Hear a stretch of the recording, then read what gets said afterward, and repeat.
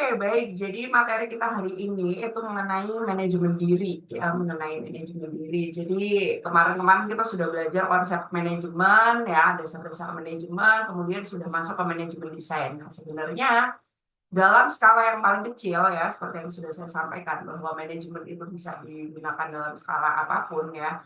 Dalam skala yang paling kecil, manajemen itu bisa dilakukan dalam diri kita sendiri, ya, individu gitu, skala yang terkecilnya. Nah, itu adalah kita sebut dengan manajemen diri. Nah, kita pelajari dulu tentang manajemen diri sebelum kita masuk ke manajemen yang lebih gede gitu ya. Oke, kenapa kita harus mempelajari manajemen diri? Yang pertama karena all good management itu start with self management. Jadi semua manajemen yang baik itu dimulai dari manajemen diri, gitu. Mulai dari manajemen diri. Jadi kalau kita ibaratnya mau mengatur orang dalam jumlah yang banyak, kita harus bisa mengatur diri kita sendiri dulu, gitu kan ya. Nah, that's why kita perlu mempelajari yang namanya manajemen diri. Oke. Secara definisi ya, manajemen diri atau self management itu adalah proses ketika klien itu maksudnya dirinya mengarahkan sendiri perubahan tingkah lakunya dengan strategi terapeutik atau beberapa kombinasi strategi. Jadi self management itu juga dalam bentuk kontrol dari suatu respon tertentu melalui stimulus yang dihasilkan dari respon lain pada individu yang sama, yaitu melalui stimulus yang dibangkitkan oleh diri sendiri. Kemudian Mahdi and Thorsen menyampaikan bahwa self-management itu berkenaan dengan kesadaran dan keterampilan untuk mengatur keadaan sekitarnya yang mempengaruhi tingkah laku individu. Jadi kata kuncinya di sini adalah diri sendiri. Jadi munculnya sebuah pengaturan yang disadari oleh diri kita sendiri gitu intinya. Oke.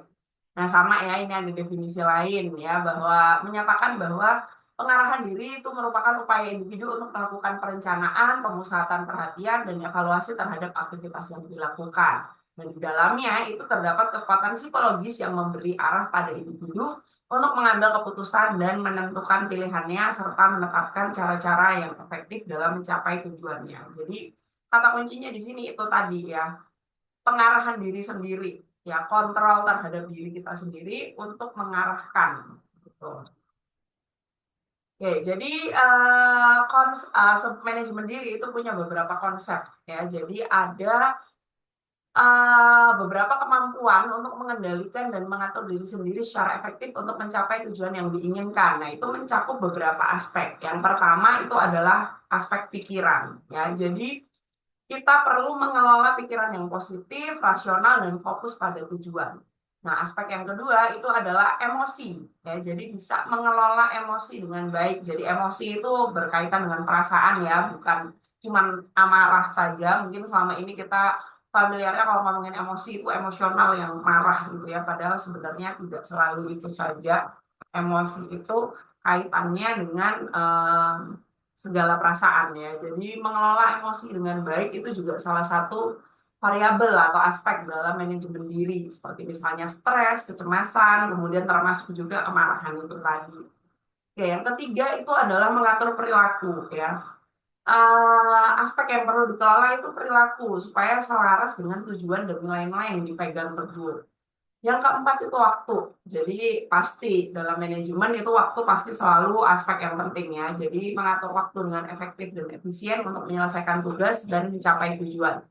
Serta sama halnya dalam manajemen apapun ya, sumber daya itu juga penting. Jadi mengelola sumber daya yang dimiliki seperti misalnya uang, energi, dan bakat dengan bijak. Oke, kita lanjut ke tujuan manajemen diri. Jadi tujuan utama dari manajemen diri itu untuk meningkatkan kualitas hidup seseorang. Dengan mengelola diri dengan baik ya, seseorang itu bisa yang pertama mencapai tujuannya ya. Punya tujuan yang jelas dan terarah serta mampu menyelesaikan tugas dan mencapai target yang diinginkan. Kemudian yang kedua, meningkatkan produktivitas. Nah, dengan manajemen diri kita pasti menjadi lebih efisien dan efektif dalam menyelesaikan pekerjaan. Yang ketiga, meningkatkan kesehatan mental ya. Kita bisa mengurangi stres, kecemasan, dan depresi, serta meningkatkan kebahagiaan dan kesejahteraan mental. Kok bisa? Apa hubungannya ya? Jadi ketika kita, pasti teman-teman juga sudah pernah merasakan, ketika hidup itu berantakan ya, jadwal sehari-hari tidak teratur, kemudian banyak tugas-tugas yang terbengkalai, otomatis itu pasti secara tidak langsung akan meningkatkan kadar stres kita, kecemasan kita, begitu ya.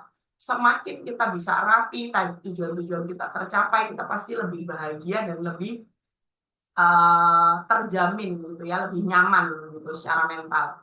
Kemudian yang keempat itu membangun hubungan yang baik. Nah, ini bisa meningkatkan komunikasi dan kerjasama dengan orang lain. Nah, ini juga sering ya, ketika kita sebenarnya semua ini saling berkaitan. Ketika kita itu hidupnya lagi berantakan, tugas-tugas terbengkalai, akhirnya kita stres, otomatis kita mudah emosi, gampang marah, kemudian eh, koordinasi dengan orang lain karena jadwal kita yang berantakan itu tadi akan jadi lebih sulit gitu ya, sehingga hubungan dengan orang lain itu juga berpengaruh gitu ya, dipengaruhi oleh manajemen diri kita seperti apa.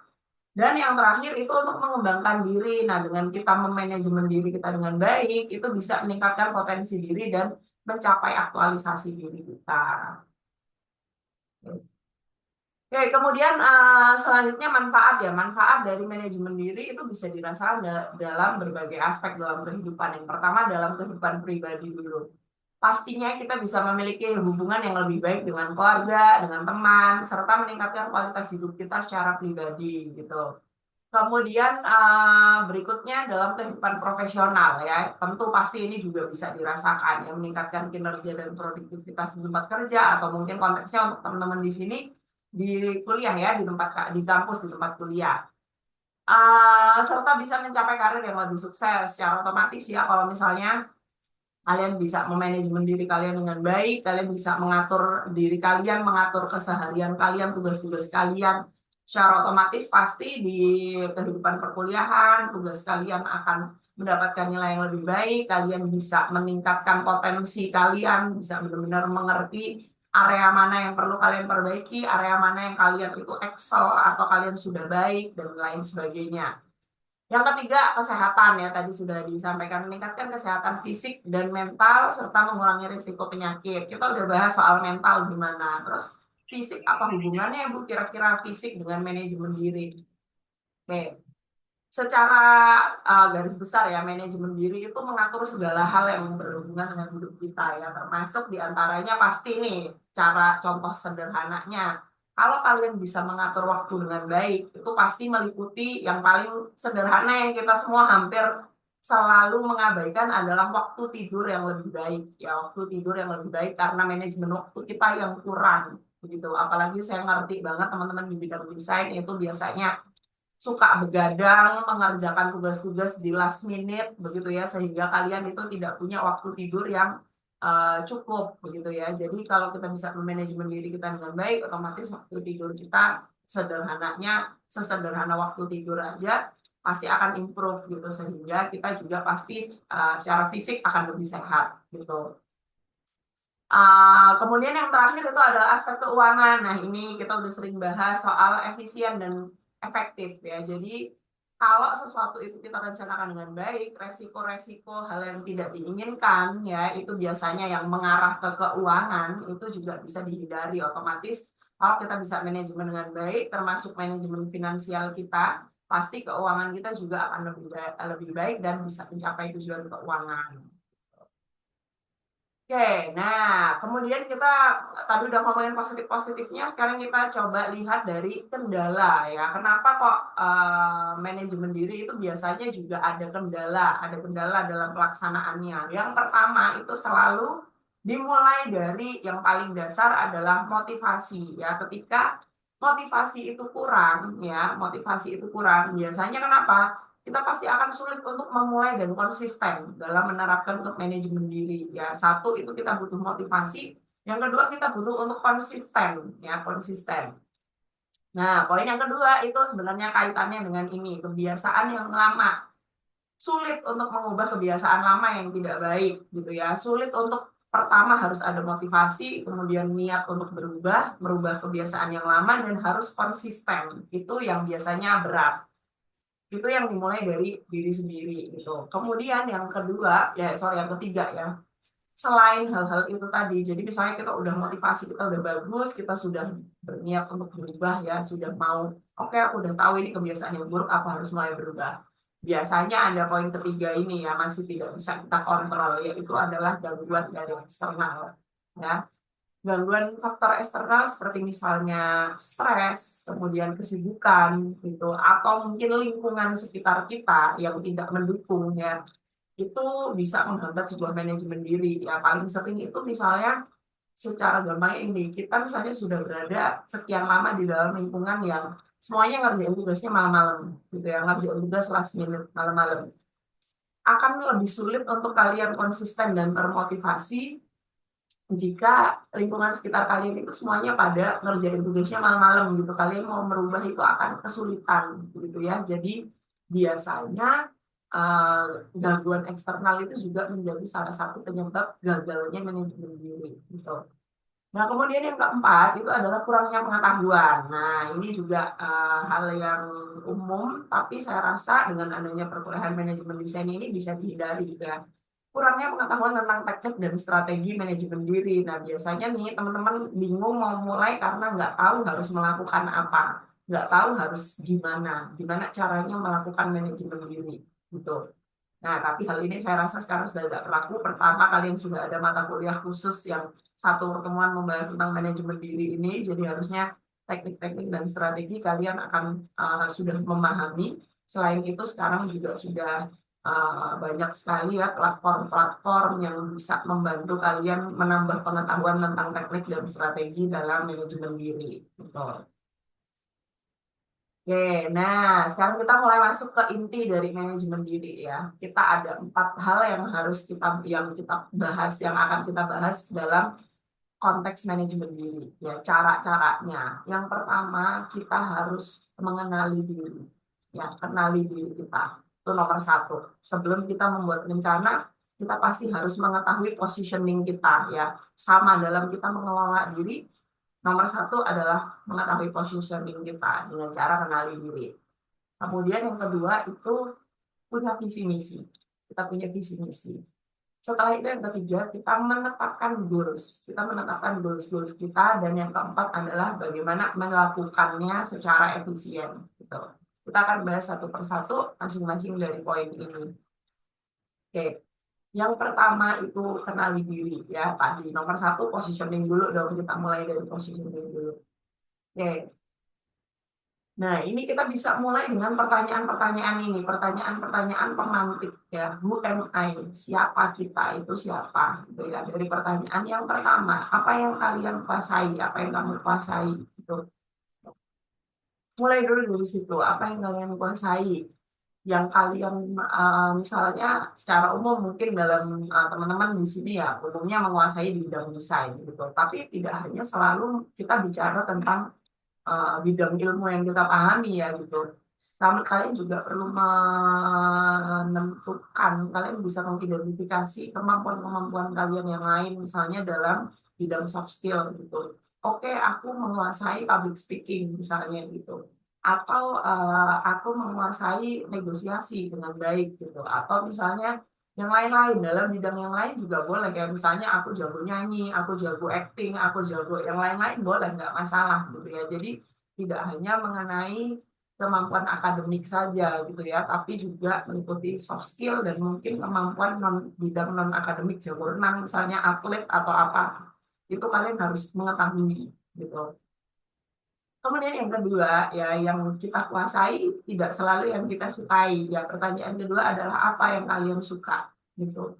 Oke, misalnya, oke aku suka anime, gitu misalnya, atau mungkin aku suka Korean culture, gitu ya, K-pop, gitu dan lain sebagainya. Yes, itu juga salah satu aspek yang perlu kalian ketahui. Yang kalian sukai apa, misalnya saya gitu misalnya saya sukanya ngajar gitu walaupun saya memang sama-sama dari bidang desain dengan teman-teman, tapi saya tidak suka terjun di dunia praktis gitu, saya lebih suka di akademik misalnya seperti itu. Jadi kita juga perlu melihat apa yang kita suka gitu.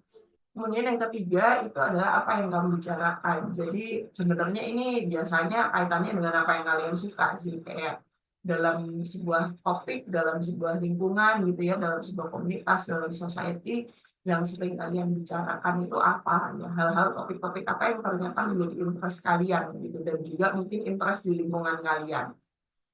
Kemudian yang keempat itu apa yang kamu punya, ya apa yang kamu punya itu perlu diidentifikasi. Apa yang kamu punya itu tidak selalu kaitannya dengan materi ya, materi tidak selalu meliputi materi juga, pasti meliputi materi juga. Misalnya dalam materi itu bukan berarti kayak punya uang berapa gitu ya, tapi misalnya nih kita di bidang desain kita harus melihat misalnya yang paling gampang nih, model kita dalam bekerja itu biasanya nomor satu adalah gadget. Ya, sebentar ya.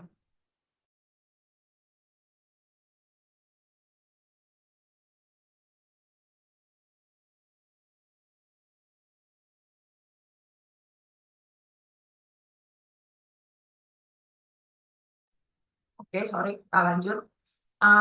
Tadi, jadi paling gampang tuh kita kalau misalnya model awal kita itu adalah gadget yang dalam bidang desain gitu ya. Udah gadget kita gimana keadaannya? Mumpuni nggak, kita perlu evaluasi ini. Kita punya misalnya punya laptop apa, punya PC apa, punya tablet apa gitu ya, atau dan lain sebagainya ya. Kemudian software-software yang kita punya juga software pendukung, kemudian hal-hal lain yang sifatnya mungkin tidak material ya. Jadi misalnya kita punya sertifikat tertentu dalam bidang yang lain gitu. Kita punya em, kompetensi-kompetensi yang lain gitu ya. Tapi yang dalam fisik biasanya ya, kayak mungkin juga bisa kita bahas misalnya kayak aku punya channel untuk ke lingkungan ini. Aku punya mitra di bidang ini ya, itu juga sesuatu yang perlu kalian tanyakan ya, yang kalian bisa jawab gitu, yang kalian punya apa saja gitu. Kemudian pertanyaan yang terakhir ya, ini tadi dari semuanya ini kita bisa mulai,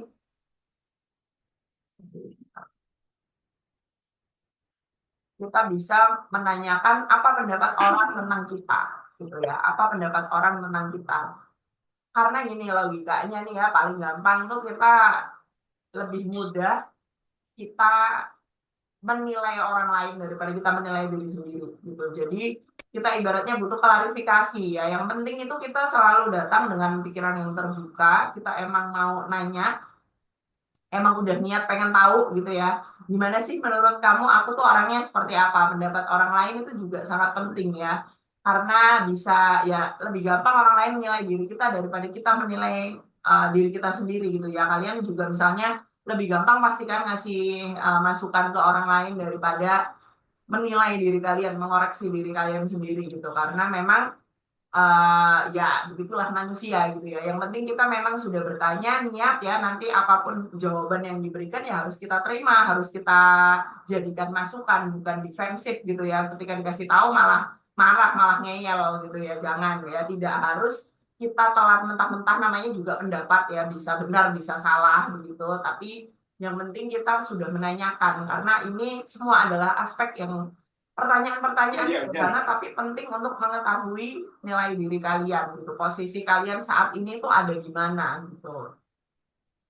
Oke, berikutnya kita masuk ke visi misi ya. Ketika kita sudah tahu kita itu orang seperti apa, positioning kita itu sudah jelas, posisi kita di mana, meliputi aset-aset yang kita punya ya, segala aset, lagi-lagi tidak hanya materi ya, juga begitu pula dengan skill kita, hal apa yang kita suka, apa yang kita bicarakan ya, pendapat orang tentang kita seperti apa. Berikutnya itu adalah visi misi ya. Jadi visi itu adalah suatu pandangan jauh tentang perusahaan. Di sini konteksnya karena perusahaan, sebenarnya visi juga bisa diterapkan secara individu gitu. Tujuan-tujuan perusahaan atau individu dan apa yang harus dilakukan untuk mencapai tujuan tersebut pada masa yang akan datang ya. Jadi visi itu merupakan pernyataan yang mendefinisikan sesuatu yang ingin dicapai oleh perusahaan atau organisasi atau bahkan individu di waktu yang akan datang. Nah, nih. Jadi kalau karakteristiknya visi itu dia menunjukkan kondisi optimal di masa depan, ya di masa depan. Jadi jangka panjang, final goal dari sebuah perusahaan atau sebuah individu gitu. Dan misalnya juga itu visi itu adalah apa yang ingin dicapai, ingin menjadi apa seseorang atau individu atau perusahaan itu di jangka panjang. Nah, kenapa kita harus punya visi ya? Karena visi itu biasanya memberikan guidance. Guidance itu kayak apa ya? Arahan gitu ya. Karena kita punya tujuan gitu, kita punya tujuan jangka panjangnya, kita ingin jadi orang yang seperti ini, kita pengen perusahaan kita itu jadi seperti ini, itu memberikan arahan gimana kita harus berjalan supaya kita bisa mencapai tujuan jangka panjang tersebut gitu ya. Jadi visi itu sifatnya sangat penting. Oke. Nah, ada beberapa karakteristik visi yang baik. Yang pertama itu realistik ya, based on reality. Jadi kalau kita bikin sebuah visi itu harus berdasarkan reality. Contohnya misalnya apa? Tiba-tiba cita-cita atau visi saya itu pengen jadi nabi gitu ya. Wow, itu kan sudah tidak realistis ya. Nggak mungkin dong saya tiba-tiba jadi nabi, nabi aja udah kelar gitu ya masanya. Udah nggak ada lagi orang yang ditunjuk jadi nabi gitu ya. Jatuhnya malah kayak ya Eden gitu. Jadi harus realistis, harus sesuai dengan realitanya ya. Ekstrimnya sih kayak gitu. Tapi misalnya nih, kalau misalnya saya ngomong saya pengen jadi presiden, mungkin itu masih termasuk realita ya, masih bisa tercapai walaupun ya jauh gitu ya, tapi mungkin bisa gitu, masih realistis gitu dibandingkan saya tiba-tiba pengen jadi nabi atau saya pengen jadi putri duyung gitu ya, itu sudah tidak realistis, sudah nggak mungkin gitu. Oke. Kemudian yang kedua harus kredibel ya, harus bisa dipercaya gitu. Tadi misalnya saya pengen jadi presiden ya mungkin itu tidak terlalu nggak masuk akal tapi saya personally mengetahui keadaan saya usia saya sudah 30 tahun kemudian latar belakang dan lain sebagainya menurut saya itu sudah tidak bisa dicapai maka itu sudah tidak bisa disebut visi yang kredibel untuk saya gitu jadi bagi saya menjadi presiden itu tidak kredibel gitu ya. Jadi tidak bisa dipercaya. Otomatis visi itu tidak bisa dijadikan visi yang baik untuk saya gitu ya. Jadi masing-masing orang kalau ngomongin credibility dan believable itu punya tolak ukur yang beda-beda ya begitu. Bukan berarti terus kayak misalnya apa ya saya tidak boleh punya mimpi yang ketinggian nggak gitu cuman mimpi itu apa visi itu sudah tidak bisa saya yakini gitu ketika sudah tidak bisa saya yakini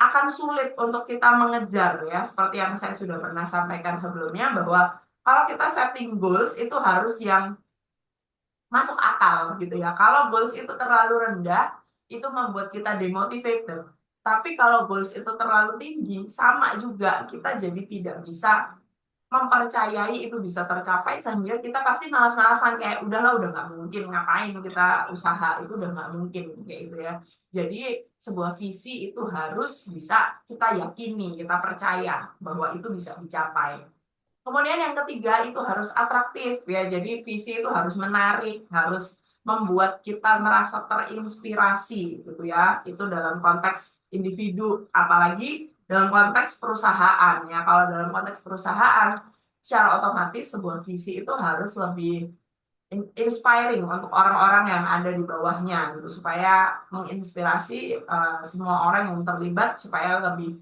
berusaha untuk mencapai visi tersebut gitu. Dan yang terakhir itu visi itu bukan tentang apa yang dalam waktu dekat ya, itu tentang future ya. Jadi masa depan ya, bukan tentang kita sekarang ada di mana, tapi bagaimana ke depannya gitu ya, yang harus jangka panjang lah intinya. Jadi memang wajar ketika visi itu biasanya istilahnya agak muluk-muluk gitu, karena memang jangka panjang ya, memang jauh, belum untuk masa dekat ini, tapi dalam masa yang jauh masa depan gitu. Oke, berikutnya sudah visi adalah misi ya teman-teman pasti juga udah ngerti sebenarnya tentang visi misi tapi saya definisikan kembali. Misi itu adalah pernyataan-pernyataan yang mendefinisikan apa yang sedang atau akan dilakukan atau ingin dicapai dalam waktu yang dekat. Ya, jadi action yang membantu kita mencapai visi kita gitu. Jadi memang jangka sedang lah ya, jangka sedang, jangka sedang atau pendek gitu ya. Jadi untuk membantu kita mencapai visi begitu intinya. Oke, nah tadi ya udah visi misi. Jadi kita pertama mengenali diri, setelah itu kita menentukan visi dan misi kita berdasarkan hasil dari pengenalan diri. Tadi ya, makanya misalnya saya nggak masuk akal untuk saya, misalnya saya pengen jadi presiden, melihat posisi saya sudah mengenali diri, apa yang saya punya, aset saya, kemudian koneksi saya dan lain sebagainya. Misalnya saya juga tidak ada latar belakang politik dan lain sebagainya misalnya. Jadi visi saya tentu bukan menjadi presiden gitu ya teman-teman sifatnya. Jadi sudah melakukan mengenalan diri, kemudian kita menentukan visi misi dan berikutnya adalah goal setting. Nah, jadi goal setting itu adalah hal yang kita capai dalam jangka yang lebih pendek ya. Jadi dalam jangka yang lebih pendek. Oke, jadi membantu kita mencapai visi dan misi itu tadi. Nanti kita pelajari contohnya ya. Nah, tentang goal setting, ada satu sistem yang bisa kalian gunakan yang disebut dengan sistem SMART. Ya, SMART itu kepanjangan dari specific, measurable, acceptable, realistic, dan time frame. Ya, jadi apa maksudnya? Yang pertama, kita dalam menentukan sebuah goal itu harus spesifik, harus jelas, dan tertentu gitu ya. Jadi spesifik, jelas, harus ada hal-hal yang konkret gitu ya, nggak boleh ngambang dalam menentukan goals. Kemudian yang kedua itu measurable atau bisa diukur ya. Saya sering tekankan dalam kita bikin sebuah standar itu sebaiknya bisa diukur gitu. Misalnya kita akan lebih sulit memahami misalnya cuma konsepnya pengen hidup lebih sehat gitu.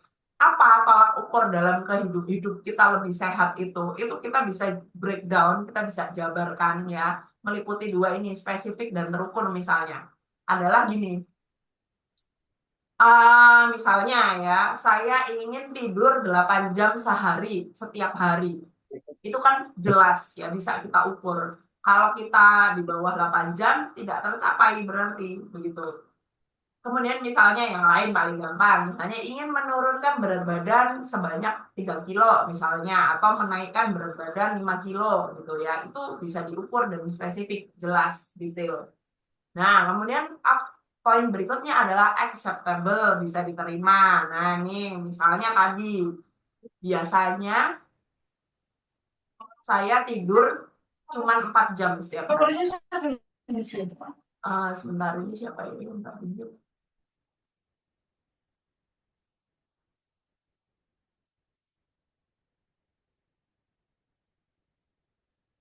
Ani dia bisa tolong di mute.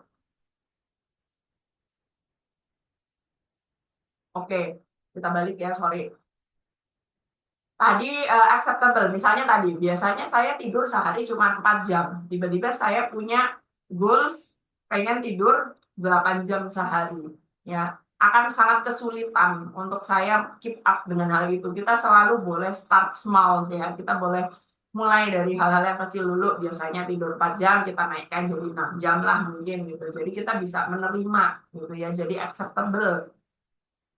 Setelah itu realistik ya, sebenarnya kaitannya sama lah dengan acceptable ya. Kalau kita punya tadi tidur biasanya 4 jam, tiba-tiba kita mau 8 jam gitu ya, akan sulit ya. Sebenarnya tidak termasuk sampai tidak realistis ya, tapi sulit untuk dicapai gitu. Jadi bisa mulai dengan yang lebih pelan gitu. Kemudian yang terakhir itu dalam waktu tertentu. Jadi punya batasnya. Tadi kayak misalnya, oke, aku mau tidur selama setiap harinya 8 jam, kita mulai dulu dalam 2 minggu ini deh, gimana, bisa nggak, gitu. Atau setiap hari dalam 1 minggu, paling nggak aku tidur 8 jamnya 5 kali, misalnya seperti itu. Di weekend, oke lah, tidurnya boleh agak agak kurang sedikit, gitu. Jadi, punya kurun waktu tertentu, gitu ya. Jadi, ini adalah salah satu teknik menyusun goals yang baik, gitu ya, pakai konsep SMART.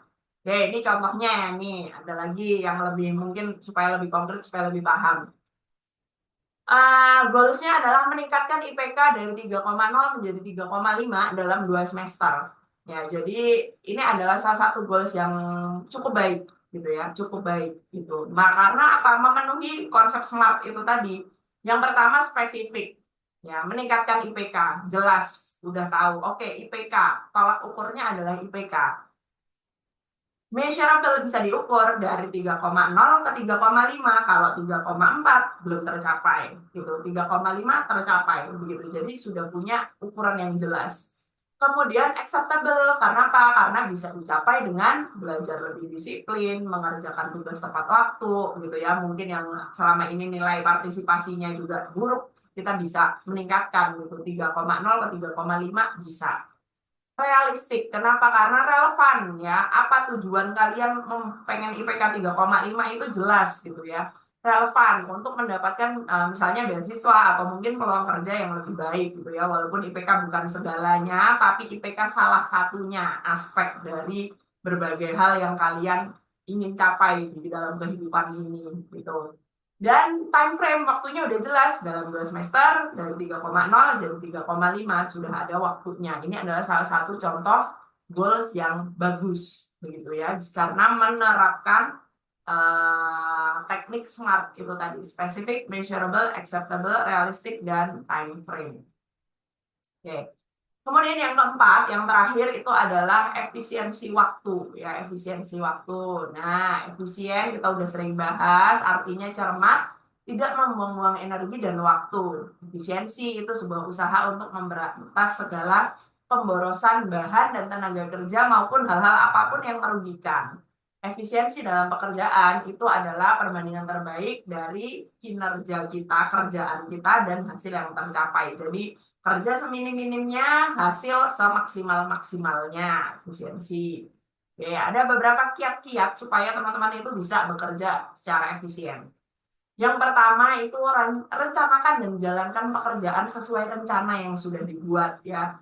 Seringkali teman-teman itu sudah bikin rencana, sudah bikin plan, tapi ternyata dalam eksekusinya tidak mengikuti plan tersebut. Ya, itu. Kemudian yang kedua itu susun rangkaian pekerjaan secara urut untuk memastikan kelancaran proses. Nah ini juga biasanya plannya itu kurang detail. Jadi misalnya nih teman-teman mungkin pernah mengalami kayak, oke tugas manajemen desain dikerjain, terus ngeprint, terus balik ngerjain tugas misalnya tinjauan visual. Oke, ternyata tugas tinjauan visual juga perlu ngeprint gitu ya. Seringkali teman-teman akhirnya nggak efisien karena bolak-balik, nggak urut kerjaannya gitu ya. Padahal bisa dikerjain dulu, selesaiin dua-duanya, dikirim ke print-printan, tinggal ngambil gitu. Jadi bisa lebih sederhana. Umumnya karena itu terjadi karena teman-teman tidak punya bigger plan atau gambaran lebih gede tentang apa saja yang harus diselesaikan dalam katakanlah 1 minggu ini gitu ya. Makanya tadi salah satunya dalam membuat sebuah goals itu punya time frame yang jelas gitu. Misalnya dimulai dari hal kecil seperti 1 minggu punya plan ini, punya tugas ini. Jadi semuanya bisa dilihat sebagai sebuah bigger plan gitu ya, rencana secara keseluruhan. Jadi nggak incret-incret satu hal ngerjain ini, ngeprint itu contoh yang sederhana, tapi sebenarnya banyak kayak waktu kita duduk di depan laptop ngerjain apa aja tugasnya itu kalau sudah direncanakan dengan baik kalian pasti akan lebih efisien. Kemudian mulai dan selesaikan pekerjaan dengan cepat untuk meningkatkan efisiensi. Jangan menunda-nunda pekerjaan. Saya sering ingatkan, misalnya saya ngedrop tugas gitu ke kalian, langsung dikerjakan aja hari ini, mumpung masih ada waktu gitu ya. Jadi jangan ditunda-tunda mulainya. Semakin cepat mulai, cepat selesai. Kita punya waktu untuk mengerjakan yang lain gitu. Jangan dibalik pikirannya kita leleh-leleh dulu, terus nanti ngerjainnya entar-entar aja. Waktu kita ini terbuang sia-sia buat leleh yang nggak jelas. Kadang-kadang kita juga nggak enak. Misalnya um, kalau saya pribadi tipe yang nggak enak leleh sementara pikiran masih ada tugas tanggungan gitu ya. Mending tugas ini saya selesaikan, leleh saya jauh lebih santai gitu ya. Kasarnya kayak gitulah. Kemudian biasakan ini melakukan beberapa pekerjaan sekaligus jika memungkinkan. Tadi contohnya misalnya kayak ngeprint gitu ya. Jadi sekali duduk kerjain banyak gitu. Jangan mencerit buka laptop dikit ngerjain tugas manajemen desain terus kita tutup terus kita pulang di rumah dibuka lagi ngerjain tugas tinjauan visual dikit nggak ada yang selesai dua-duanya. Nah, jadi kita itu bisa kalau semakin itu tadi balik lagi ke planning kita kalau udah jelas seminggu misalnya ada ngapain aja yang harus dikerjain gitu kita bisa memungkinkan untuk melakukan beberapa pekerjaan sekaligus. Misalnya nih, kita lagi browsing-browsing nih, kita lagi riset soal jurnal-jurnal gitu, kalian bisa melakukan sekaligus. Misalnya untuk mata kuliah manajemen desain dengan mata kuliah tinjauan visual atau dengan mata kuliah fotografi. Saya nggak tahu mata kuliah apa yang sedang kalian ampu gitu. Intinya satu kegiatan untuk sekalian gitu. Jadi pasti akan jauh lebih cepat selesainya. Oke, kemudian berikutnya kalian juga perlu membangun sistem kerja yang efektif untuk meningkatkan produktivitas. Jadi biasanya teman-teman itu punya strategi sendiri-sendiri gitu ya, cara masing-masing. Strategi kerja, cara kerjanya beda-beda masing-masing. Tapi penting untuk kalian membuat sistem kerjanya seperti apa. Aku tipe yang oke, berarti di plan dengan baik gitu ya. Nanti metode-metodenya tentu setiap orang akan lain-lain gitu. Kemudian, nah ini sederhana tapi juga penting ya, simpan benda dan alat-alat kerja dengan mudah dijangkau. Jadi biasanya teman-teman itu lama nyari barang, lama mencari sesuatu karena tempatnya nggak tahu di mana, ya susah dicari gitu. Itu akan membuang waktu kalian ya. Kalau kalian sudah tahu barang-barang itu selalu di situ, kerja kalian tuh gampang otomatis gitu ya. Jadi oke, nyari gunting ada di sini, nyari kertas ada di sini, buku ada di sini gitu. Jadi semuanya mudah gitu ya, mudah dijangkau supaya lebih cepat kerjanya. Kemudian ambil keputusan dengan cepat untuk menghindari penundaan. Kadang-kadang teman-teman itu kelamaan mikir gitu ya, kelamaan mikir.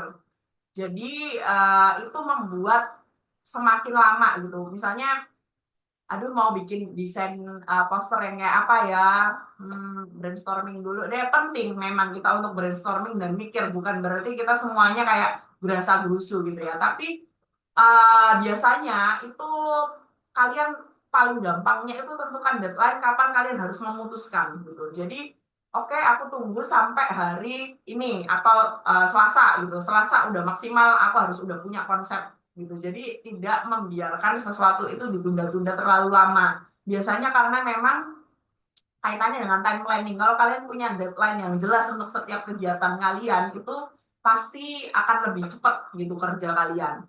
Kemudian ini penting juga, biasanya ketika kita awal-awal baru memulai membiasakan diri bekerja secara efisien, kita itu butuh bantuan dari entah itu aplikasi, entah itu catatan digital, entah itu catatan fisik ya, untuk bantu kita nginget-nginget kita ngapain aja gitu. Itu ketika kita masih belum terbiasa, itu kita butuh bantuan dari catatan-catatan itu gitu ya.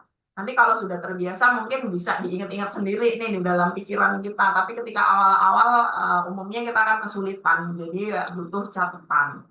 Selain itu ya tidak perlu takut atau tidak perlu ragu-ragu untuk mendelegasikan tugas dan wewenang secara rutin untuk membagi beban kerja. Jadi misalnya dalam sebuah tugas kelompok gitu, kalau ngerjain nggak bisa ya dikomunikasikan, tidak harus semua hal itu dikerjakan sendiri gitu ya. Atau contoh kalau kita urusan kita pribadi yang individu ya. Misalnya, oke, aku harus ngambil print-printan cetak di jauh nih di Surabaya Tengah gitu, kalian pada kos di Lidah gitu. Nggak semua harus berangkat sendiri, bisa misalnya minta bantuan orang lain, bisa minta, sekarang kan sudah banyak ya, misalnya ada GoSend, ada Gojek yang bisa bantu kita ya, dan lain sebagainya ya, platform-platform itu yang bisa membantu kita dengan baik gitu ya. Kadang-kadang tidak semua itu dinilai dengan uang gitu ya. Misalnya nih ya, kalau saya sering memikirkan kayak gini, bukan masalah, bukan karena menurut saya uang nggak penting gitu ya, tapi ya uang tetap uang dong penting gitu ya. Tetapi saya bisa menghasilkan uang lebih banyak jika saya tidak berangkat ngambil barang itu ke sana, saya di sini mengerjakan kerjaan yang lain akan lebih menguntungkan bagi saya. Kadang-kadang orang-orang atau teman-teman di sini juga pada sering mikirnya kayak oke, lebih hemat kalau kita berangkat ke sana. Hemat itu tidak selalu efisien ya, tidak selalu efektif dan efisien.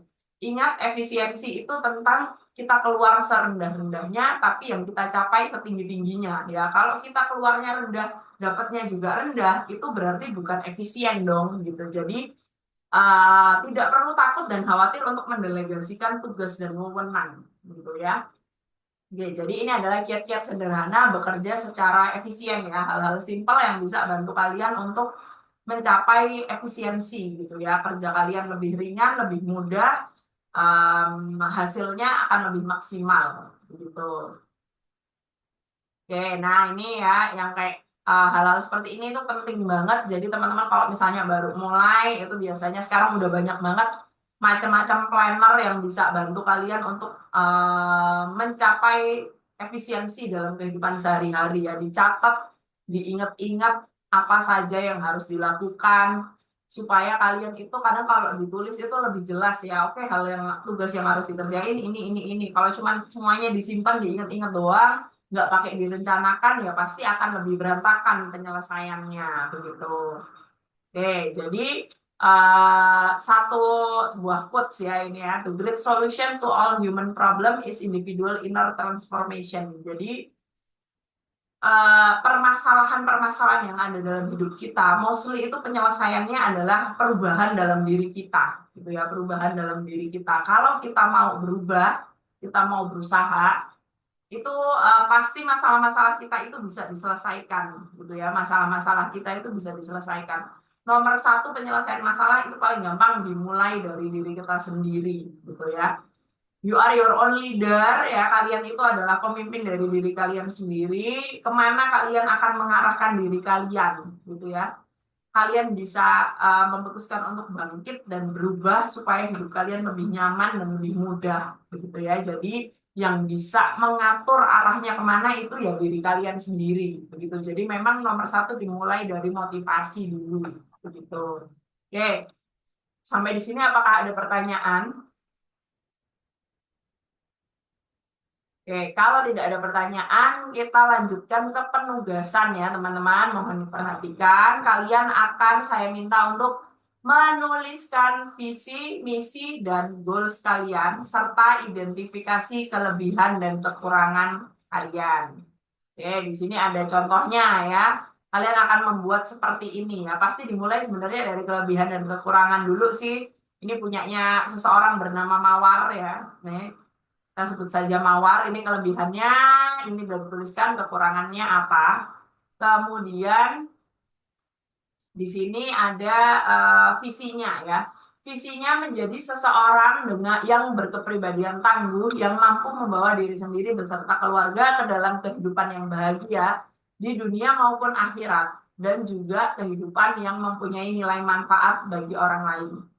Kemudian misinya, ya pasti misi ini adalah goals-goals yang bisa dilakukan jangka sedang untuk mencapai visi ini. Yang pertama, bekerja dengan giat, mempelajari ilmu yang dibutuhkan untuk memulai berwirausaha.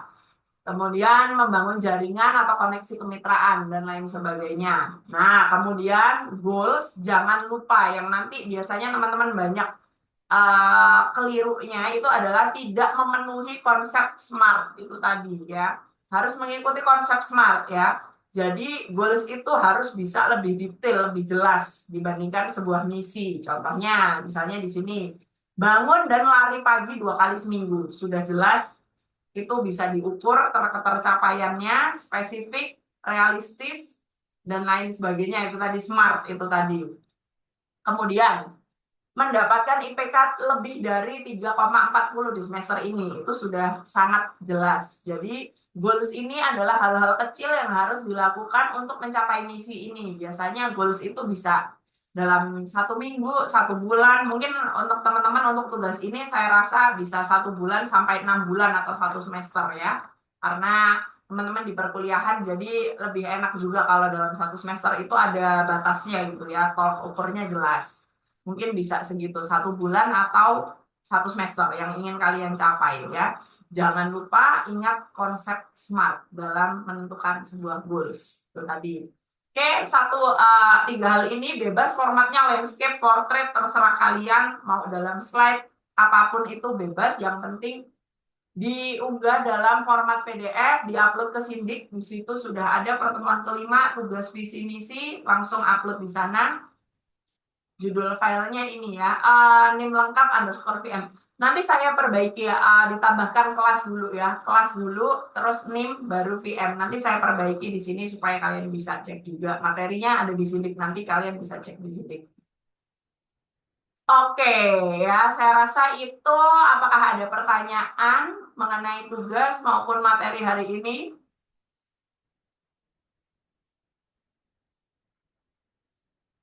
Oke, nah ini ada secuplik meme yang ditambahkan oleh Bu Sofa ya. Saya rasa ini bener banget, relate banget kalau kalian nggak menentukan rencana dalam pengerjaan tugas, semua tugas itu important, semua tugas itu prioritas utama dan urgent ya. Padahal sebenarnya enggak, ya enggak. Kalian selalu bisa menentukan prioritas mana yang harus diselesaikan duluan gitu. Jadi penting sekali untuk punya plan ya. Saya pun masih berusaha ya, berusaha, tapi berlatih dan itu tuh harus diusahakan gitu ya. Jadi kalau mungkin uh, saya bisa kasih contoh sederhananya, saya selama masa kuliah S1 saya itu setiap hari punya kayak kalender gitu, satu minggu atau satu bulan, tugas apa dan apa yang harus saya kerjakan secara detail, ya secara detail apa yang harus saya selesaikan gitu. Misalnya nih ya tugasnya ini visi misi gitu. Saya mungkin bisa bagi, misalnya ini kan ini sebenarnya kecil ya, tapi kalau sedetail apa saya membuat sebuah plan dalam kerjaan saya itu, oke, Senin sebelum jam 12 saya harus udah selesai visi misi. Habis gitu setelah jam 12 saya harus sudah selesai goals gitu. Kemudian kelebihan dan kekurangan, oh kembali ya harusnya kelebihan dan kekurangannya dulu ya. Kelebihan dan kekurangan misalnya dibalik tadi Senin sebelum jam 12. Kemudian setelah jam 12 paling nggak udah selesai visi dan misinya gitu. Terus hari besoknya goals-nya gitu. Kenapa? Karena sama saya juga kuliah di bidang desain ya. Kerjaan di desain itu bukan sesuatu yang bisa kita selesaikan dalam snap gitu ya. Satu kali kedip kelar gitu ya. Kalau tugas manajemen desain ini sepele, tapi ini tadi sebagai contoh aja biar gampang gitu ya. Tapi tugas-tugas desain yang lain kalian pasti juga tahu ya itu gimana makan waktu, belum lagi ada variabel-variabel kayak tiba-tiba software kita error, laptop kita meleduk, laptop kita panas, terus misalnya di print-printan ngantri, print-printannya salah, harus ngulang lagi ngeprint dan lain sebagainya. Variabel errornya terlalu banyak sehingga harus detail dalam menyelesaikan pekerjaan, ya harus detail dalam menyelesaikan pekerjaan. Itu saya memang benar-benar pertama kali belajar manajemen ya, berusaha manajemen diri dengan baik itu waktu kuliah karena terasa banget perbedaannya, apalagi kuliah desainnya gitu. Karena saya benar-benar merasakan kaget banget ya, kerjaan itu tiba-tiba brek gitu, sebanyak itu tugas-tugas yang diberikan itu sebanyak itu, dan saya juga tipe orang yang punya kehidupan lain gitu. Jadi saya perlu memanage gimana caranya tugas kuliah ini bisa selesai dengan baik. Saya ya juga tetap punya waktu dengan teman-teman, punya waktu dengan keluarga, saya punya waktu untuk istirahat, saya punya waktu untuk merawat diri, saya punya waktu untuk pacaran juga waktu itu ya. Jadi memang supaya saya benar-benar waktu itu tersadar ini kalau nggak punya sistem kerja yang baik, tidak akan bisa tercapai hal-hal ini gitu ya. Saya pasti harus mengorbankan sesuatu dan saya nggak mau gitu. Jadi saya selalu ngerjain tugas Senin sampai Jumat ya. Saya sampai masih ingat secara garis besar waktu pembagian waktu saya Senin sampai Jumat ngerjain tugas. Sabtu itu waktu bersama teman-teman dan juga kadang-kadang pacaran itu tadi.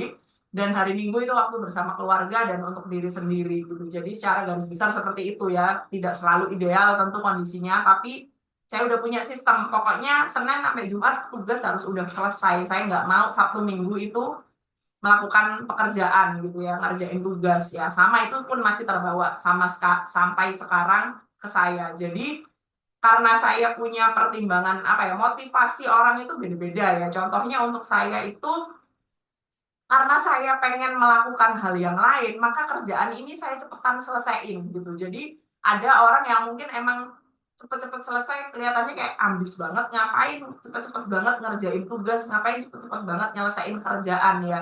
Simply karena pengen main gitu ya. Kalau saya ya kayak gitu, sampai sekarang juga sama kayak di kantor, misalnya kayak tiba-tiba kenapa sih bukanya selalu cepet-cepet udah kelar gitu, karena saya banyak kegiatan yang lain, saya mau main di hari weekend, saya mau leleh, mau main game, saya mau pergi sama teman-teman saya gitu. Jadi motivasi itu setiap orang lain-lain, beda-beda ya, selama dan kebutuhannya itu juga beda-beda gitu. Mungkin jadwal saya lebih padat dalam menyelesaikan kerjaan karena saya punya hobi-hobi yang lain, saya punya kegiatan yang lain gitu. Mungkin orang lain jadwal kerjaannya lebih santai, lebih slow, simply karena memang bukannya nggak punya kehidupan ya, tapi memang tidak sepadat saya mungkin jadwal selain pekerjaannya gitu. Jadi tidak ada yang salah. Makanya nomor satu, mengenali diri dulu.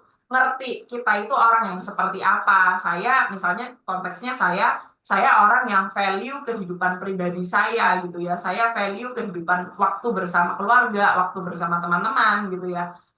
Bukannya dalam arti orang lain berarti nggak memperdulikan keluarganya, nggak gitu. Tapi itu prioritas bagi saya gitu. Jadi hal-hal yang lain pasti akan mengikuti gitu. Seperti pekerjaan, kapan harus saya selesaikan kerjaan saya, kapan harus gimana saya membagi waktu, memanage waktu, menyelesaikan pekerjaan, itu pasti akan dipengaruhi dengan pengenalan diri kita dulu gitu. Jadi harapan saya teman-teman nih mungkin karena mungkin masih muda dan lain sebagainya, masih belum mikir sejauh itu, tapi setidaknya dengan mengetahui dan berlatih ini kalian punya seenggaknya gambaran. Oke, kalau syukur kalau kalian bisa menerapkan dalam kehidupan sehari-hari dan mencoba menerapkan gitu ya. Jadi nanti kalau sudah terasa hasilnya nyaman, enak, dan lain sebagainya, itu mudah-mudahan bisa menjadi kebiasaan dan menjadi lifestyle kalian gitu ya. Saya rasa penting gitu ya. Ini